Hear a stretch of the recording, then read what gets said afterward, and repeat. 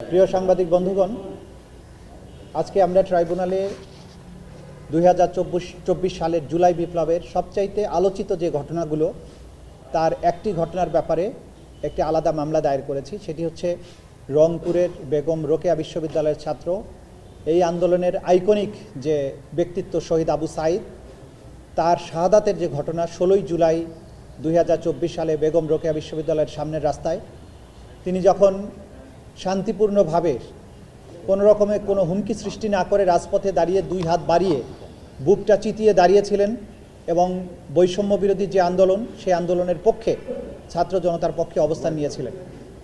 সেই সময়ে তাকে পরপর বেশ কয়েকটি গুলি করে হত্যা করা হয়। এই হত্যাকাণ্ডের আগে বেগম রোকেয়া বিশ্ববিদ্যালয়ের সেই সময়ের প্রক্টর এবং ছাত্রলীগের নেতাকর্মীরা এই বৈষম্য বিরোধী ছাত্র আন্দোলনের উপরে নানানভাবে বৈষম্য বিরোধী ছাত্র জনতার উপরে কয়েক দফায় হামলা করে, তাদেরকে বিশ্ববিদ্যালয়ের ভেতর থেকে লাঠিপেটা করে বাইরে বের করে এবং রাস্তায় যখন তারা দাঁড়িয়েছিল তখন খুব ঠান্ডা মাথায় একের পর এক গুলি করে তাকে হত্যা করা হয়। তার শহীদ হওয়ার সেই দৃশ্য সোশ্যাল মিডিয়া এবং অন্যান্য মিডিয়ার কল্যাণে গোটা দুনিয়ার মানুষ দেখেছে এবং আবু সাইদের সেই শাহাদাতের ঘটনা বাংলাদেশে জুলাই বিপ্লবকে দাবানলের মতো উস্কে দিয়েছিল। সেই ঘটনায় যারা দায়ী, যারা সরাসরি গুলি করেছিল তাদের মধ্যে দুজন, একজন হচ্ছেন এসআই আমির হোসেন, আরেকজন কনস্টেবল সুজন চন্দ্র রায়। তারা অলরেডি রংপুরে দায়েরকৃত একটি মামলায় জেল হাজতে আটক আছেন। পাশাপাশি সেই সময়ে রোকেয়া বিশ্ববিদ্যালয়ের যিনি প্রক্টর ছিলেন শরীফুল ইসলাম, তিনি এবং এমরান চৌধুরী আকাশ, ছাত্রলীগের বেগম রোকেয়া বিশ্ববিদ্যালয়ের তদানীন্তন সাধারণ সম্পাদক, যারা এই হামলার সাথে সরাসরি সম্পৃক্ত ছিলেন, তারা আরেকটি মামলায় গ্রেপ্তার হয়ে জেল হাজতে আছেন। তাদেরকে আন্তর্জাতিক অপরাধ ট্রাইব্যুনালের মামলায় গ্রেপ্তার হিসেবে প্রদর্শন করার জন্য আজকে আমরা একটা আবেদন করেছিলাম। ডিজাইন, এলিগেন্স, বিউটি, সেরা পণ্য সবার জন্য জেভিকো। আদালত সেই গ্রেপ্তার দেখানোর আবেদন মঞ্জুর করেছেন। আগামী 9 এপ্রিল তাদেরকে এই ট্রাইব্যুনালে প্রডিউস করার জন্য নির্দেশ দিয়েছেন এবং এই মামলার নির্ধারিত তারিখ আগামী তারিখ হবে 9 এপ্রিল। আমরা আপনাদেরকে যেটা বলতে চাই, 9 এপ্রিলের মধ্যে যেহেতু আবু সাইদের ঘটনাটি তদন্ত প্রায় সমাপ্ত হয়ে গেছে, 9 এপ্রিলের মধ্যেই আমরা আশা করছি আবু সাইদের ঘটনার তদন্ত রিপোর্ট এই আদালতে দাখিল করা সম্ভব হবে। সেই তদন্ত রিপোর্টে সরাসরি আমরা যেটা দেখেছি, আমাদের তদন্ত সংস্থা যে প্রধান আসামি শেখ হাসিনা সহ তার নির্দেশেই গোটা বাংলাদেশ জুড়ে এই অপরাধ সংগঠিত হয় এবং গ্রাউন্ড লেভেলে যে সমস্ত অফিসাররা এই মামলার ঘটনার সংগঠিত করে তাদেরকে সহ 9 এপ্রিলের মধ্যে আশা করছি আমরা তদন্ত রিপোর্ট দাখিল করতে সক্ষম হব। এই মামলার প্রধান আসামি কে? সব মামলারই প্রধান আসামি শেখ হাসিনা, কিন্তু আপনাদেরকে যেটা আমরা বলেছি আগেও, যেহেতু আমরা এটা ক্রাইমস অ্যাগেনস্ট হিউম্যানিটির মামলাতে কমান্ড রেসপন্সিবিলিটির কারণে আমরা প্রত্যেক ব্যক্তি কেন্দ্রিক ভাগ ভাগ করে মামলাটা করব। শেখ হাসিনার বিরুদ্ধে একটা আলাদাভাবে তদন্ত রিপোর্ট দাখিল হবে, কিন্তু সকল মামলার ঘটনার প্রধান আসামি শেখ হাসিনা এবং সবগুলো মামলা তার নির্দেশে হয়েছে, এভাবেই সমস্ত রিপোর্টগুলো আমাদের কাছে এসেছে। সেই হিসাবে কি শেখ হাসিনার বিরুদ্ধে প্রথম কোনো হত্যা মামলার তদন্ত প্রতিবেদন জমা করতে যাচ্ছে? আমরা ওইভাবে বলবো না, কারণ শেখ হাসিনা হত্যা সহ সব ঘটনার দায়ে তার বিরুদ্ধে আমরা সম্পূর্ণ আলাদাভাবে তদন্ত রিপোর্ট দাখিল করতে যাচ্ছি। সেজন্য শেখ হাসিনারটা আলাদাভাবেই হবে। আবু সাইদের ঘটনায় শেখ হাসিনার হুকুমের কথা সব কিছু উল্লেখ থাকবে, কিন্তু এইখানে শেখ হাসিনা বাদে বাকি যারা পারপিট্রেটর গ্রাউন্ডে ছিলেন তাদের বিরুদ্ধে রিপোর্টটা দাখিল হবে। আর মোট আসামি কত হবে সেটা তদন্ত রিপোর্ট যখন আমরা পাবো তখন বলা যাবে। এখন পর্যন্ত আমরা 4 জনকে এই মামলার অভিযুক্ত হিসাবে আজকে কোর্টের কাছ থেকে আদেশ পেয়েছি। এই 4 জন সরাসরি সম্পৃক্ত? এই 4 জন সরাসরি সম্পৃক্ত। 2 জন তো গুলি করেছে বুকে, আর 2 জন হামলা করেছে, মিছিলে হামলা করেছে, লাঠি সোটা নিয়ে হামলা করেছে, প্রক্টর সহ। বিশ্ববিদ্যালয়ের প্রক্টর স্বয়ং এই হামলার সাথে জড়িত ছিল। এটি হচ্ছে জুলাই বিপ্লবের আইকনিক ঘটনা, কিন্তু এই মামলাটা দায়ের করতে আপনারা এতটা সময় নিলেন কেন? এটার কারণ হচ্ছে যে তদন্ত আমরা ঢাকা কেন্দ্রিক যে ঘটনাগুলো ঘটেছে সেগুলোর ব্যাপারে আমরা প্রধানত মনোসংযোগ করেছিলাম, কারণ ব্যাপক মাত্রার নিষ্ঠুরতা হয়েছে ঢাকায়, সেগুলোর এভিডেন্স যাতে নষ্ট না হয় সেই ব্যাপারে আমরা বেশি মনোযোগী ছিলাম। রংপুরের ব্যাপারে তদন্ত আমাদের অব্যাহত ছিল এবং রংপুরে যেহেতু 2টো মামলা হয়েছে, একটা হচ্ছে পুলিশ বাদী হয়ে করেছে আর একটা তো তার ভাই করেছে, যেহেতু পুরো ঘটনার তথ্য প্রমাণাদি আমাদের হাতে চলে এসেছিল, সেজন্য আমরা খুব বেশি ওয়ারিড ছিলাম না রংপুরটাকে নিয়ে।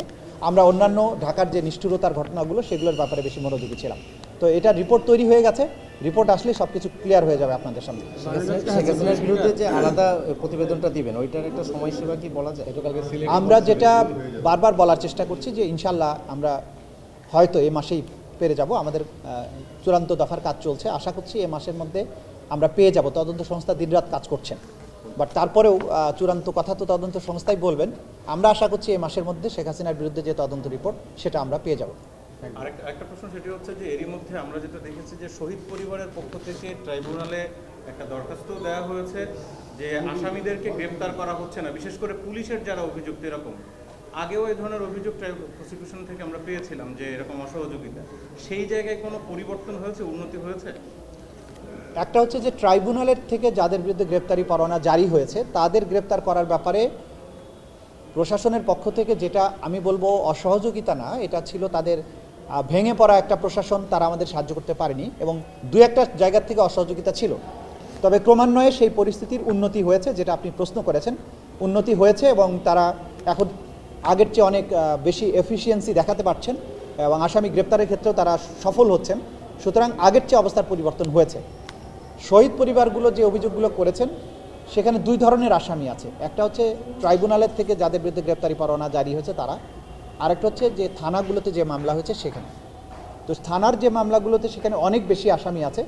স্থানীয় প্রশাসন তাদের গ্রেপ্তারের ব্যাপারে কিছুটা সমস্যা সেখানে আছে বলে আমরা জেনেছি, কিন্তু সেটা যেহেতু আমাদের ব্যাপার না, এই বিষয়ে প্রশ্নের জবাব দেওয়াটা আমি সঠিক মনে করছি না।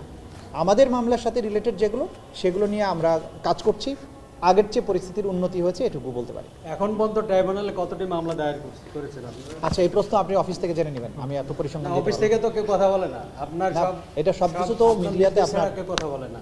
সবকিছু একটা তো- বিষয় আছে, এটিএম আজহারের মামলা অ্যাপিলেট ডিভিশনে চলছে। এই ট্রাইব্যুনালে আগের 71 সালের ঘটনায় অনেক মামলা তদন্ত এবং ট্রায়াল আছে।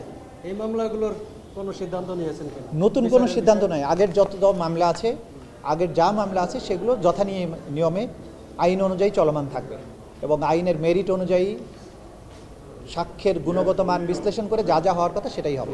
আর যেগুলো সুপ্রিম কোর্টে পেন্ডিং আছে সুপ্রিম কোর্টে যথারীতি সেভাবে চলবে। এখানে আমাদের নতুন কোনো সিদ্ধান্ত নেই। এটিএম আজহারের প্রসঙ্গে আপনি একটা বিজ্ঞপ্তি দিয়েছিলেন আমাদের। না, সেটা তো আমি বলেছি। দেখুন, ওই মামলাটা নিয়ে যে বিভ্রান্তি তৈরি করা হয়েছিল আমরা প্রতিবাদ দিয়েছি আমার অফিস থেকে, সেটা ছাপাও হয়েছে। যে মামলাটির কথা বলা হয়েছে যেটা রিভিউ পেন্ডিং সুপ্রিম কোর্টে, সেই রিভিউতে আমি আইনজীবী হিসাবে কোনো শুনানিতে অংশগ্রহণ করি নাই। তো সুতরাং কনফ্লিক্ট অফ ইন্টারেস্টের প্রশ্ন আসবেই না। আমি আগে যখন আসামি পক্ষের আইনজীবী ছিলাম 2010 সালে, আর আজকে 2025 সালে এসে যখন আমি চিফ প্রসিকিউটর হয়েছি, আমাদের ক্ষেত্রে কিন্তু এই ধরনের ঘটনা খুবই অস্বাভাবিক নয়। হাইকোর্টে এরকম ঘটে যে একজন আইনজীবী ট্রায়াল কোর্টে একটা মামলা করেছেন, আবার হাইকোর্টে এসে দেখা যাচ্ছে অপরপক্ষ যদি আসার চেষ্টা করেন তাহলে সেই ক্ষেত্রে অপরপক্ষে তিনি মামলাটা করবেন না। এটাই হচ্ছে নীতিগত পজিশন। তা আমি যেহেতু অফিসিয়াল পজিশন হিসাবে চিফ প্রসিকিউটরের দায়িত্ব নিয়েছি, আমি ব্যক্তিগতভাবে এই মামলা শুনানিতে অংশগ্রহণ করতে পারি না, আমি করিও নাই এবং সেটা আদালতকে আমি সরাসরি জানিয়েছি যে আমি এই মামলা শুনানিতে অংশগ্রহণ করতে পারবো না। আমার পক্ষে অন্য প্রসিকিউটর এই মামলা শুনানিতে অংশ নিচ্ছেন। যারা এটা নিয়ে বিভ্রান্তি ছড়ানোর চেষ্টা করছেন তাদের উদ্দেশ্যটা সৎ না, কারণ তারা জানেন যে এই মামলাতে আমি কোনো সাবমিশন রাখি নাই, এই মামলাতে আমি শুনানি করতে যাবও না। শুধুমাত্র চলমান বিচার প্রক্রিয়া নিয়ে একটা বিভ্রান্তি তৈরি করা এবং চলমান বিচার প্রক্রিয়া যাতে ক্ষতিগ্রস্ত হয় সেই কারণে কিন্তু এক ধরনের সিন্ডিকেটেড অপপ্রচার আছে বলে আমাদের কাছে মনে হচ্ছে। প্রথম আলো কর্তৃপক্ষ আমাদের প্রতিবাদ ছেপেছেন, আমরা আশা করছি যে ঠিক আছে এই বিষয়টা এখানে নিষ্পত্তি হবে, কিন্তু ভবিষ্যতেও যদি ভুল তথ্য দিয়ে ট্রাইব্যুনালের প্রক্রিয়াকে কেউ প্রশ্নবিদ্ধ করার চেষ্টা করেন তাহলে কিন্তু আইন অনুযায়ী সব কিছু হবে ইনশাআল্লাহ। Thank you. না